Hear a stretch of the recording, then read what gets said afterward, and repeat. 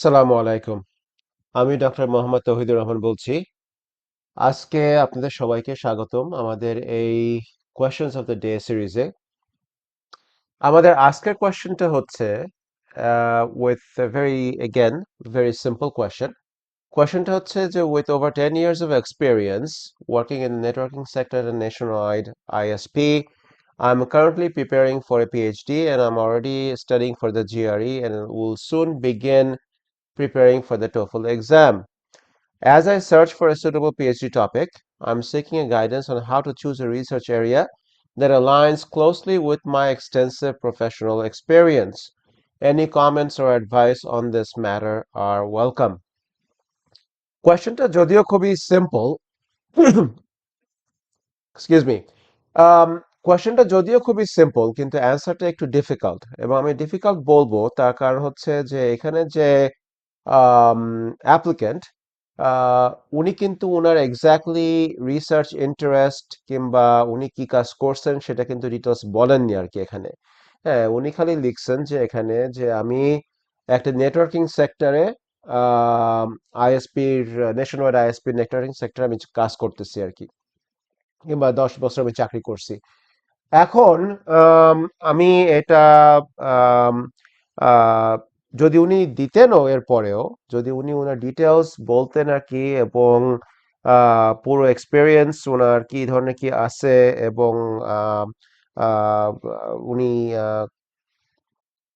ওই সেক্টরে কি এক্স্যাক্টলি ওনার কন্ট্রিবিউশনটা কি, এগুলো সব ইনফরমেশন দিলেও this is a very difficult question to answer from my perspective. হ্যাঁ, এবং এটা কয়েকটা কারণের জন্য। তার কারণ হচ্ছে যে অনেকে আমরা দেখি আর কি যে আমাকে একটা রিসার্চ আইডিয়া বের করে দেন, কিংবা আমাকে একটা রিসার্চ আইডিয়া আপনি দেন যেটা নিয়ে আমি মাস্টার্স অথবা পিএইচডি কাজ করতে পারি। আনফর্চুনেটলি এই ধরনের কাজ, কিংবা এইভাবে একজনের রিসার্চ আইডিয়া আরেকজন লিখে দেওয়া যায় না, কিংবা একজন রিসার্চ আইডিয়া আরেকজন সাজেস্ট করতে পারে না আর কি। হ্যাঁ, তার কারণ হচ্ছে রিসার্চ ইন্টারেস্ট এটা সম্পূর্ণ নিজের ব্যক্তিগত ব্যাপার। হ্যাঁ, এটা সম্পূর্ণ নিজের ব্যক্তিগত ব্যাপার, মানে সম্পূর্ণ নিজে কি ধরনের কাজ করতে, কি স্পেসিফিকলি কোন ধরনের রিসার্চ করতে, কিংবা ওই টপিকটা নিয়ে কোন সাবজেক্টে এবং ওই টপিকটাতে কিভাবে তারা আম, কাজ করতে পারে, এটা একজনের কাজ আরেকজন কেউ বলতে পারে না। জাস্ট লাইক ধরেন, আমি অ্যাজ এ সাইড এক্সাম্পল, যদি কেউ আহ, বিয়ের আহ, আহ, মেয়ে খোঁজে আর কি, হ্যাঁ ঠিক, কিংবা পাত্রী খোঁজে কিংবা পাত্র খোঁজে আর কি। হ্যাঁ, ঠিক যেমন একজন মানুষ আরেকজনের স্পাউস খুঁজতে পারে না, ঠিক তেমনও এখানেও এক্স্যাক্টলি রিসার্চের টপিকটা দেওয়াটা খুব একটা, কিংবা রিসার্চের টপিকটা ডিসকাস করা খুবই ডিফিকাল্ট ব্যাপার আর কি। হ্যাঁ, এখন আমি যেটা করতে পারি আর কি, কিংবা আমি যেটা এই ক্ষেত্রে বলি আর কি স্টুডেন্টদেরকে, যে এটা কিভাবে তাহলে আগানো যায়, এটা কয়েকটা ভাবে আগানো যেতে পারে। এক নম্বর হচ্ছে যে এই যে স্টুডেন্ট কিংবা এই যে অ্যাপ্লিকেন্ট, ওনার এক্স্যাক্টলি উনি কি কাজ করছেন সেই কাজের উপরে ভিত্তি করে উনার ওই ফিল্ডে কিছু কিছু জার্নাল আর্টিকেল খুঁজে বের করা, এবং সেই আর্টিকেলগুলোর ডিটেলস দেখা এবং পড়া আর কি। আমি একটা জিনিস যেটা বলি আর কি, যে অনেক সময় যেটা আমরা রিসার্চ করতে গেলে আমরা কিন্তু, যার কোনো ধরনের কোনো আইডিয়াই নাই, তাই না, যার কোনো ধরনের কোনো আইডিয়াই নেই একটা রিসার্চ সম্বন্ধে, the first place that person should begin is doing a thorough literature review. একটা মানে ওই ফিল্ডে কিংবা ওই টপিকের উপরে যত পেপার আছে, সায়েন্টিফিক আর্টিকেল আছে, সেইগুলো সব খুঁজে খুঁজে বের করা, এবং আম, সেগুলো কেয়ারফুলি পড়া আর কি। স্পেসিফিকলি রিসেন্ট যে আর্টিকেলগুলো পাবলিশ হয়েছে ইন দ্য লাস্ট, দেখা যাচ্ছে 4-5 বছরের মধ্যে যে পেপারগুলো পাবলিশ হয়েছে, সেই পেপারগুলো ভালোভাবে পড়লে একটা আইডিয়া জেনারেট করা যায় আর কি। এবং দেখা যাচ্ছে যে অনেক সময় কয়েকটা থিমের উপর কাজ করলে, তখন দেখা যাচ্ছে, কিংবা থিমের বিষয় নিয়ে সাবজেক্ট সার্চ করলে দেখা যাচ্ছে যে সেখান থেকে একটা আইডিয়া ভালোভাবে জেনারেট হতে পারে আর কি। হ্যাঁ, এখন এছাড়াও আরো কয়েকটা অপশন আছে।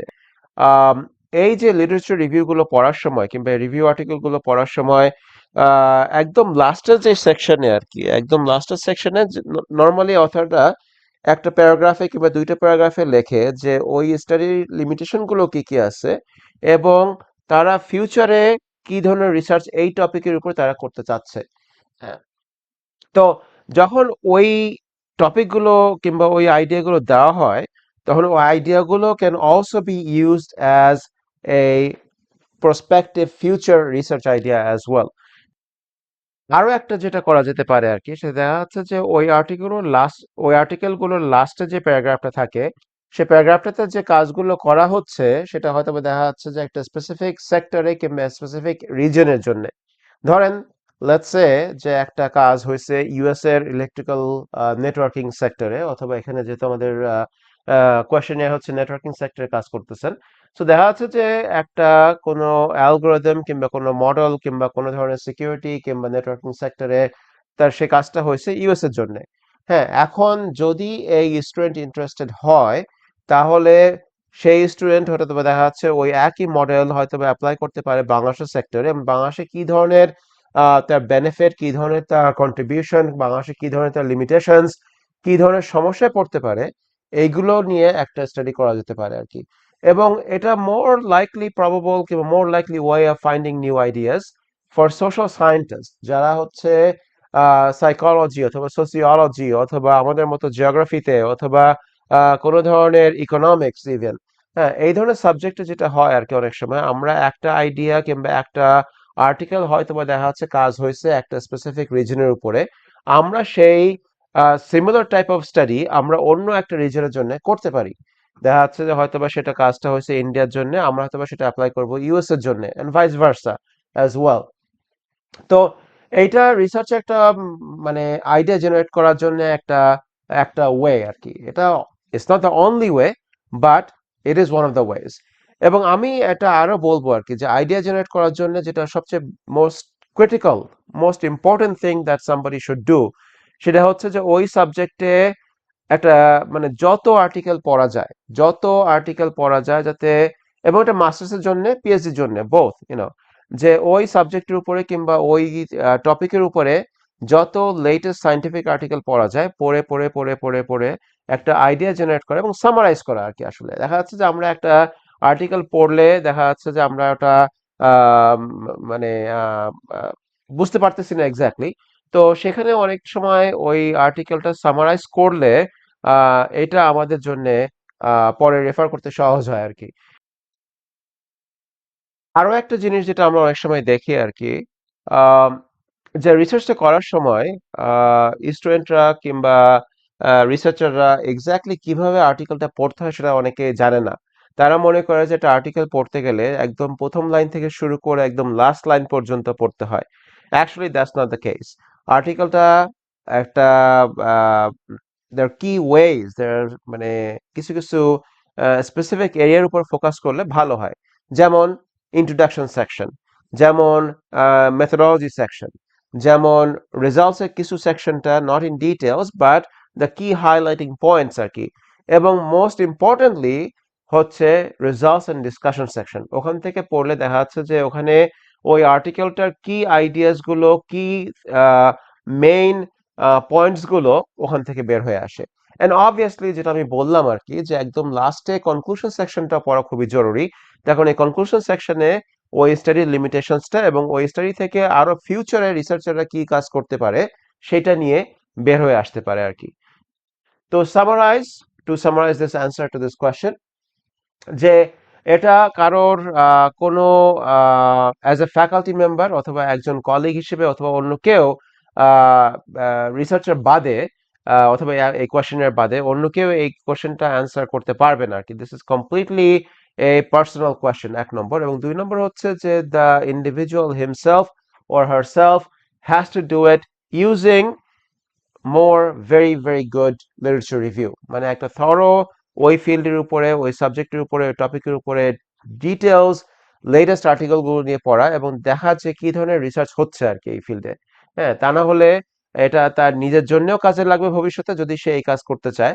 এবং অবভিয়াসলি এটা লিখতে গেলে, মাস্টার্স থিসিস কিংবা ডিসার্টেশন লিখতে গেলে এটা অবশ্যই লাগবে আর কি।